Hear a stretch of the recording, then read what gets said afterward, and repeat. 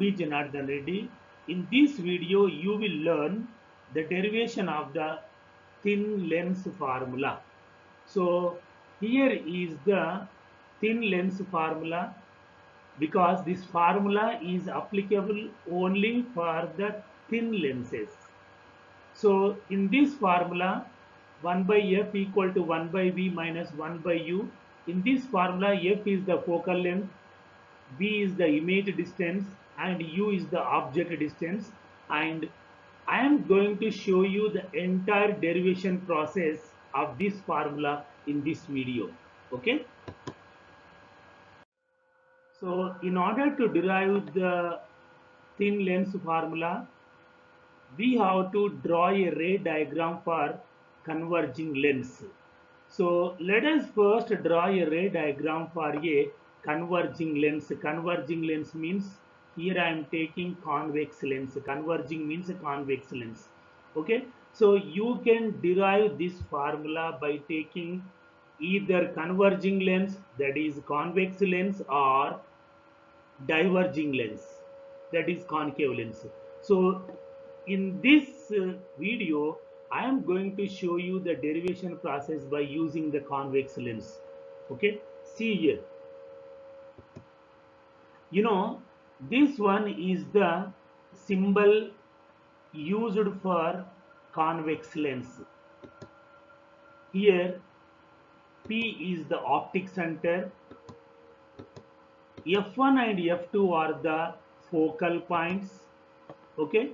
Now I am drawing a horizontal line passing through these points, and that horizontal line is called as the principal axis.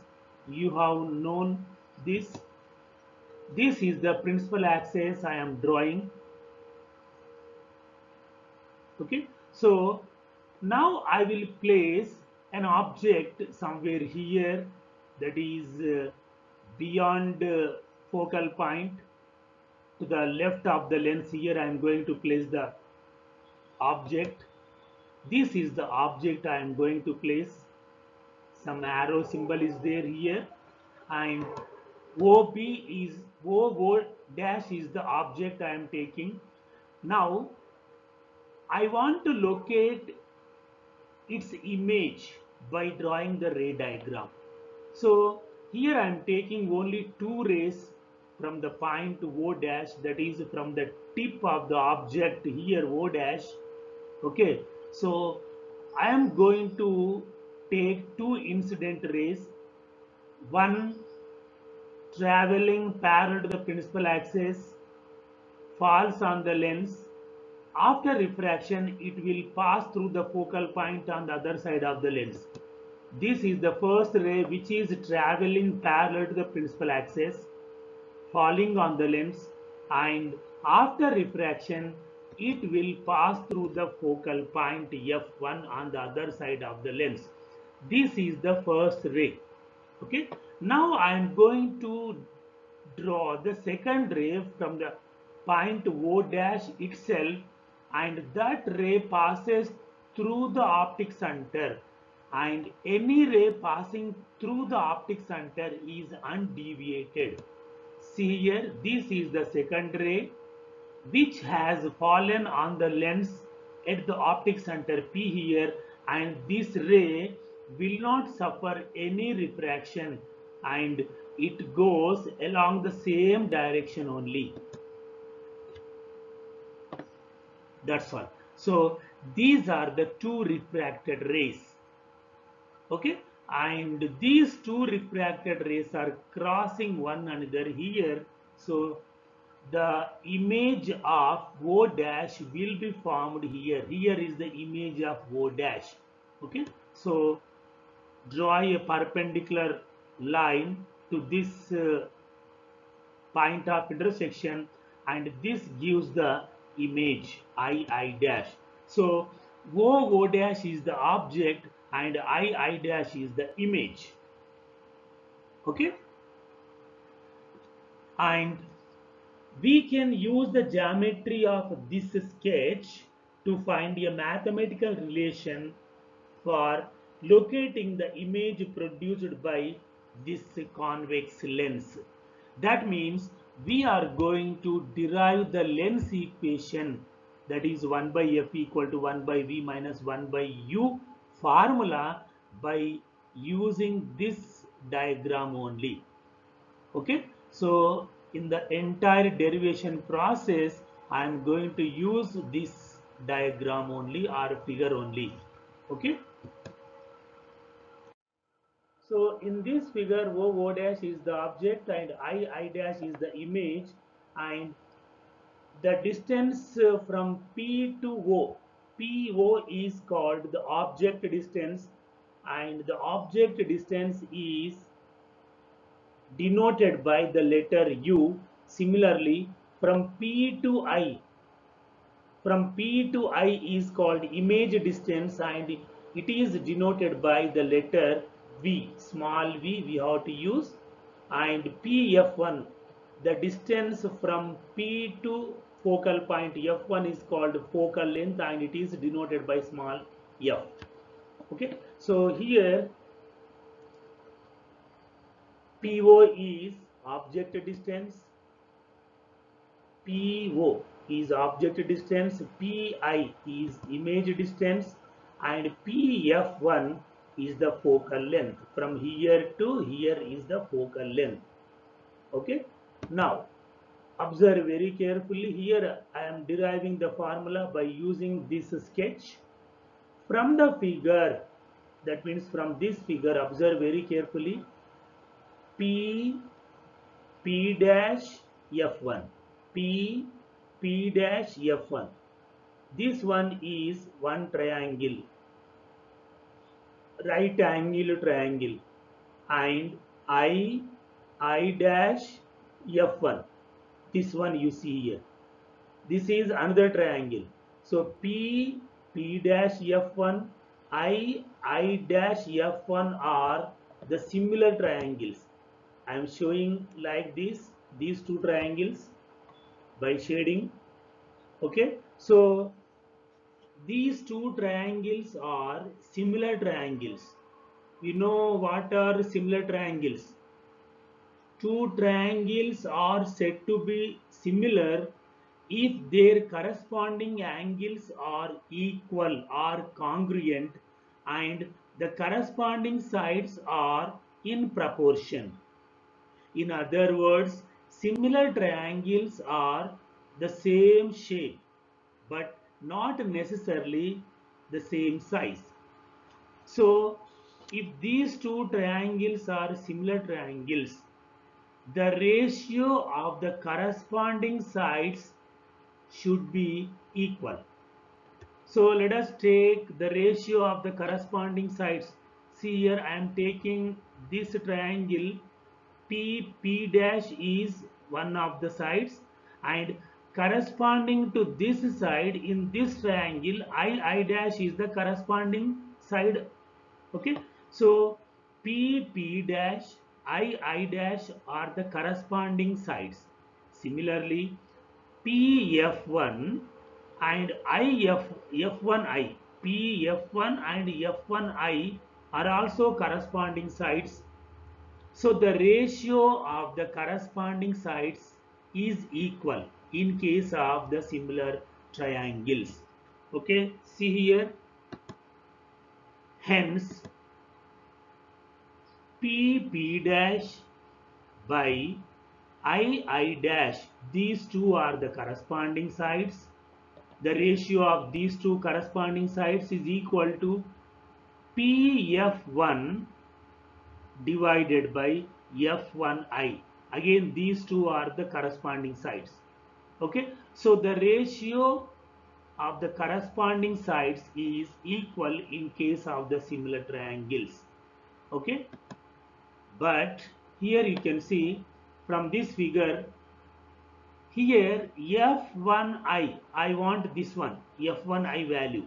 F1I equal to, this value is equal to Pi, that is from here to here total distance, minus Pf1. To get this value, we have to subtract this value from the total value Pi. So F1I is equal to Pi minus Pf1. So in this equation 1, I am going to replace F1I as Pi minus Pf1. So this is the equation number 2. So Pp dash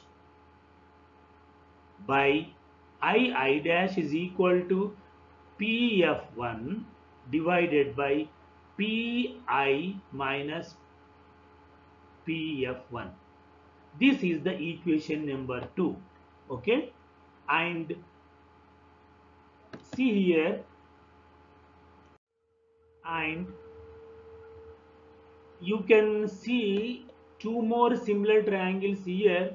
O dash P, observe very carefully, O dash P and I dash P, this one. Okay, so I will shade these two similar triangles again. You see here from the figure, O dash P and PI dash are similar triangles. See here, the shaded two triangles are similar triangles. Okay, so when they are similar triangles, you know that the ratio of the corresponding sides is equal in case of the similar triangles. So see here, hence observe carefully, O dash, what is the similar side in this triangle of this? I dash. So O dash by I dash is equal to PO, the same side, the similar side in this triangle is Pi. So PO divided by Pi.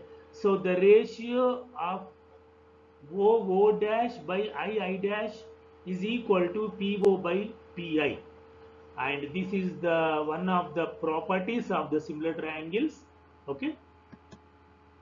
But observe carefully, from figure O dash equal to P dash, observe O dash is nothing but, because these two are parallel lines, so the distance between the parallel lines is same everywhere. So O dash is equal to P dash. So I will substitute, I will replace O dash by P dash in this equation. So P dash by I dash equal to, that means I am just replacing O dash by P dash. So P dash by I dash equal to PO by Pi. This is the equation number 3. Okay. So from equations 2 and 3, what are the equations 2 and 3? I will bring those boards back here. You see here, this is the equation number 2 just now we have seen, and here is the equation number 3. Okay, so from equations 2 and 3, observe these two equations. See here, P dash by I dash equal to Pf1 by Pi minus Pf1.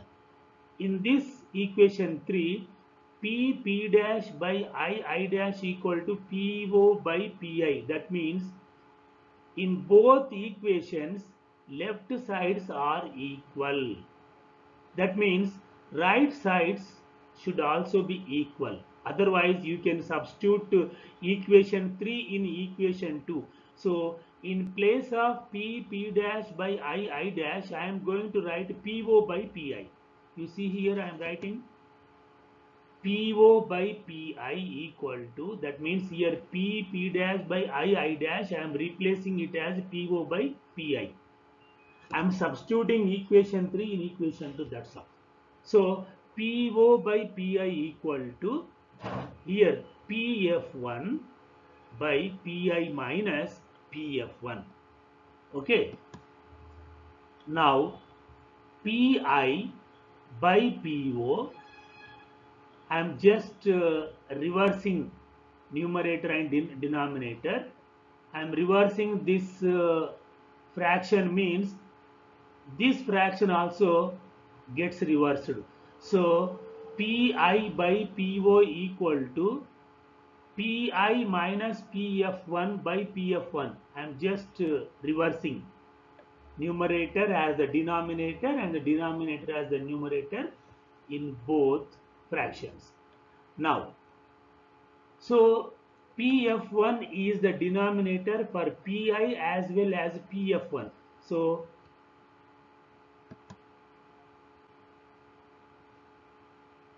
this means pi by po equal to, see here, pi by pf1.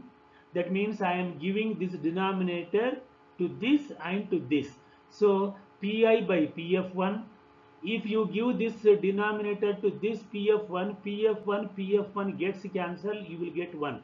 So pi by po equal to pi by pf1 minus 1. Okay. And on dividing the above equation, by pi on both sides, we get, what is the equation we got? I am bringing the previous board back. See here, this is the equation we got so far. pi by po equal to pi by pf1 minus 1. So I am dividing the whole equation by pi. So here pi cancel, here also pi gets cancelled, here you will get 1 by pi. Each term should be divided by pi. So we get as 1 by po equal to, because pi by po into 1 by pi gets cancelled, we get 1 by po. Similarly, if you divide this term by pi gets cancelled and we get 1 by pf1, and if you divide 1 by pi, you will get 1 by pi as it is. Okay. So I am just interchanging the terms. 1 by po, I am bringing minus 1 by pi to the left side of the equation, equal to symbol. So 1 by po plus, if you transpose this term, if you bring this term towards the left of the equal to sign, it will become as positive 1 by po plus 1 by pi. So to the left side, to the right side, this term will be left over, 1 by pf1. Okay. And whatever the equation we got, that is the above equation, is derived for particular case of the object while using a convex lens.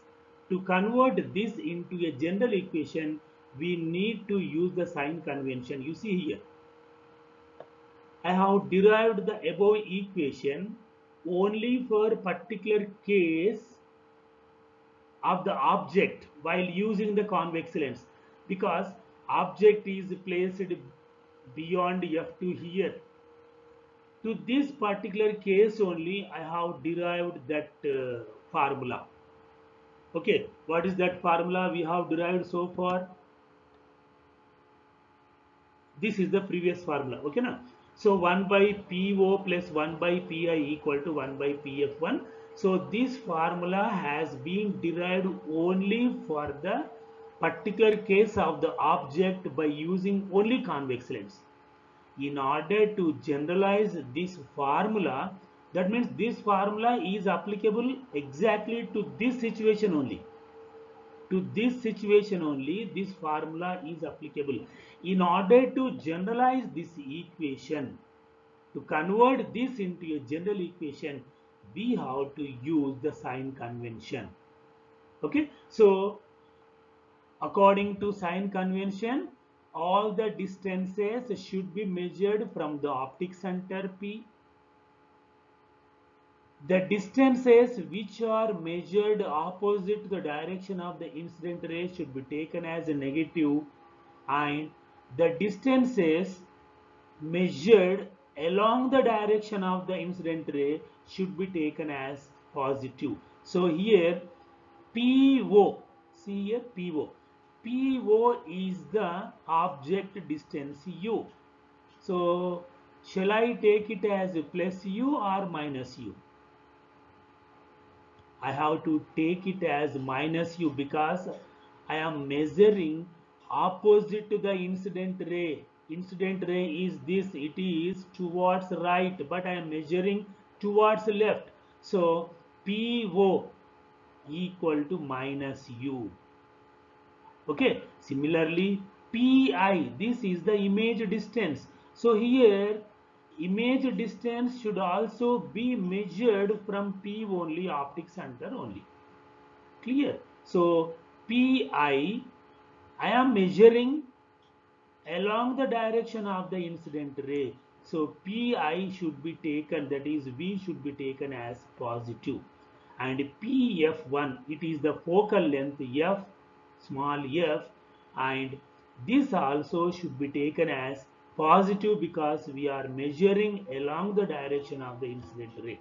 So in this case, see here, according to sign convention, PO equal to minus U, Pi equal to V plus V, and PF1 equal to F. In this equation all are there.